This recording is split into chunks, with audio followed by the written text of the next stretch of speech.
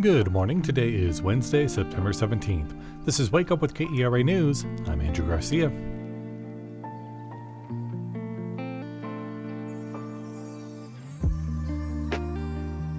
Today will be just about the same as yesterday as far as the weather is concerned.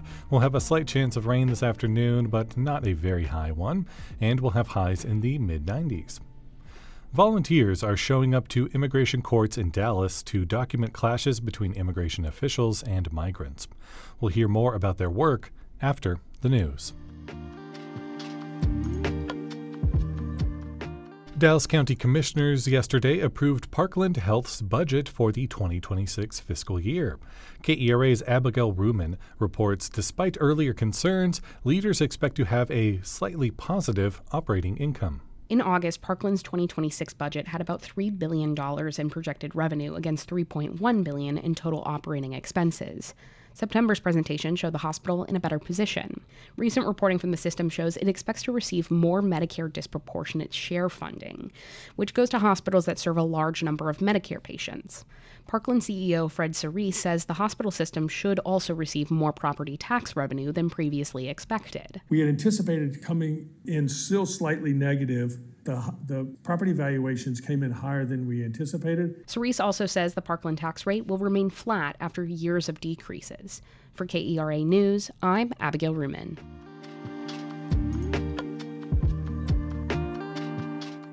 The Arlington City Council approved yesterday night a roughly $12 per month increase to taxes and utility bills. City officials also adopted a new operating budget of $750 million. Councilmember Bowie Hogg voted for the overall budget, but not the tax rate increase. For us to increase it by 3 cents, when I don't think we had to go all the way up to 3 cents, I think it was a bold move, but I don't think it was the right move, and that's why I voted against it. Increasing taxes is part of Arlington's plan to address a projected $25 million deficit in the next fiscal year. It's part of the final push by city leaders that includes spending cuts and fee increases as a means of eliminating the deficit.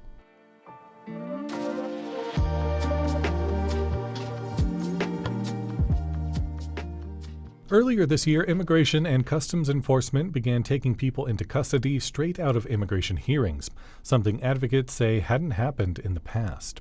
KERA's Priscilla Rice reports on a group of volunteers in Dallas who are showing up to court to document and share what's happening. The 4th and 10th floors of the federal courthouse building in downtown Dallas are reserved for immigration hearings, such as asylum cases, adjustment of status, or removal proceedings. Since April, they've also been the site of clashes between migrants and immigration officials, there to arrest people directly after their hearings. Señor, ¿a qué número podemos llamar por usted, señor? ¿A qué número? Dígame. El teléfono está aquí en la mano. ¿Cuál número? Dígame el número. 972. This video taken in the hallway outside a courtroom shows a man walking out of his hearing and being detained by 5 ICE agents dressed in plain clothes. They throw him to the floor as they arrest him, then take him behind 2 double doors. It all happens within seconds. That voice you hear is Noemi Rios. She's been coming to immigration hearings for months, documenting arrests.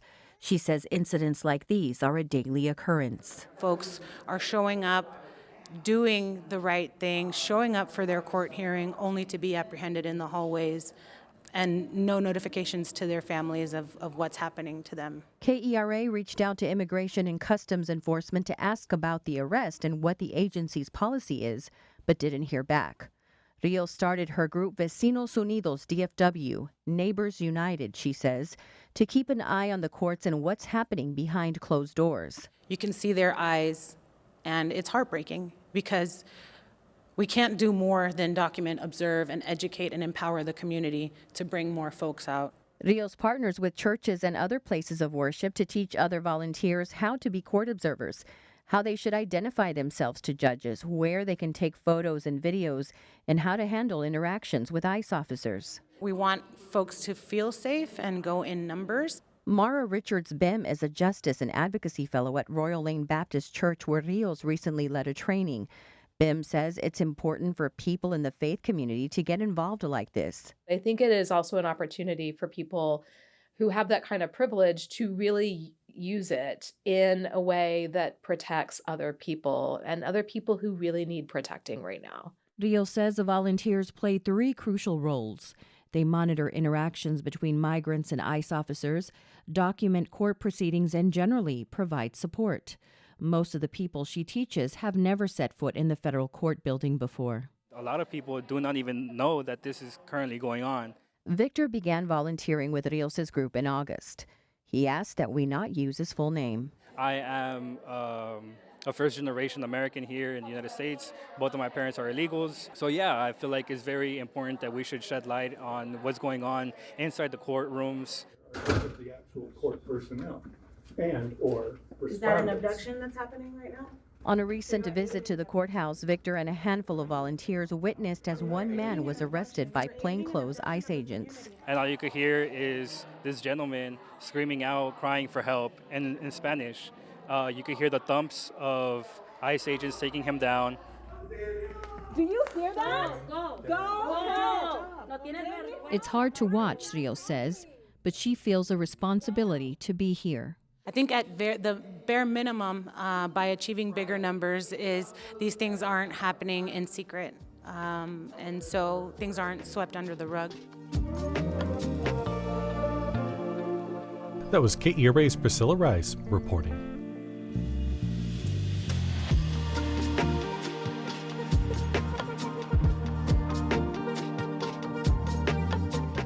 Dallas Wings guard Paige Beckers is the new WNBA Rookie of the Year. The Denton Record Chronicle's John Fields reports she was just 2 votes shy of a unanimous selection.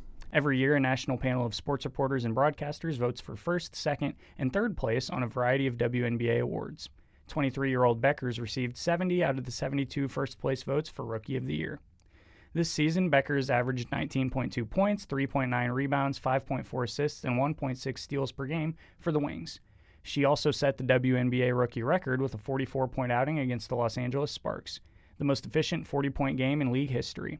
But despite her strong debut, the Wings finished 10-34 this season, missing the playoffs. They'll look to retool for a better showing in 2026. For KERA News, I'm John Fields in Denton.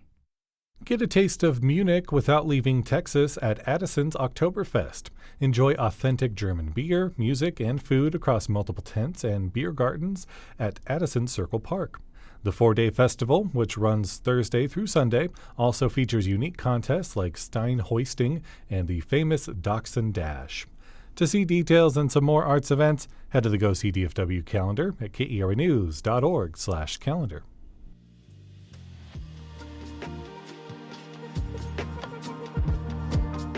Thanks for listening once again to Wake Up with KERA News. I'm your host, Andrew Garcia. For more news in your inbox, visit kera.org/wakeup. That's where you can subscribe to the Wake Up with KERA News newsletter. You'll get a more in-depth look into the news with plenty of good morning vibes. Connect with us on Facebook, Instagram, and TikTok at KERATX. Have a great day. We'll see you tomorrow.